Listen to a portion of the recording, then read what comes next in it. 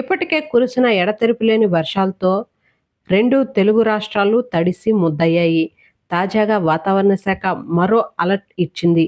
రెండు తెలుగు రాష్ట్రాల్లో మరో వాయుగుండం ముప్పు పొంచి ఉందని తెలిపింది.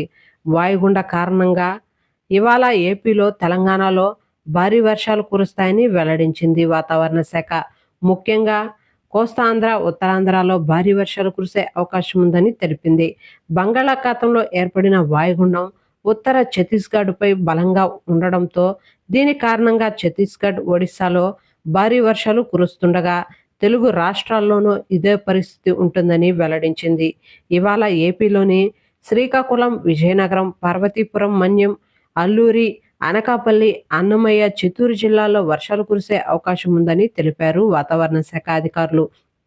ఇక తెలంగాణలోకి వచ్చినట్లు కనుకైతే తెలంగాణలో కొన్ని ప్రాంతాల్లో తేలికపాటి నుండి ఓ మోస్తారు వర్షాలు కురిసే అవకాశం ఉందని వెల్లడించారు.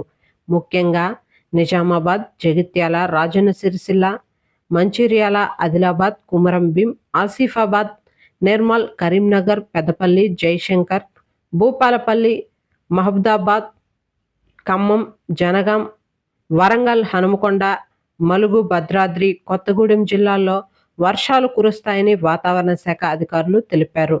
తెలంగాణలోని కొన్ని ప్రాంతాల్లో ఎండగా, మరికొన్ని చోట్ల మేఘాలు ఉంటాయని చెప్పారు. భారీ వర్షాలతో ఖమ్మం, మహబూబాబాద్ జిల్లాల్లో పెద్ద ఎత్తున నష్టం జరగక కేంద్ర బృందాలు ఈ ప్రాంతాల్లో పర్యటించి వరద నష్టపోయినటువంటి ప్రజలను ఆదుకుంటున్నారు. ఓకే ఫ్రెండ్స్, చూసారు కదా రెండు తెలుగు రాష్ట్రాలకు సంబంధించిన వెదర్ అప్డేట్. వీడియో నచ్చితే లైక్ చేయండి, మన ఛానల్ని సబ్స్క్రైబ్ చేసుకొని ఫాలో అవుతుండండి. Thank you.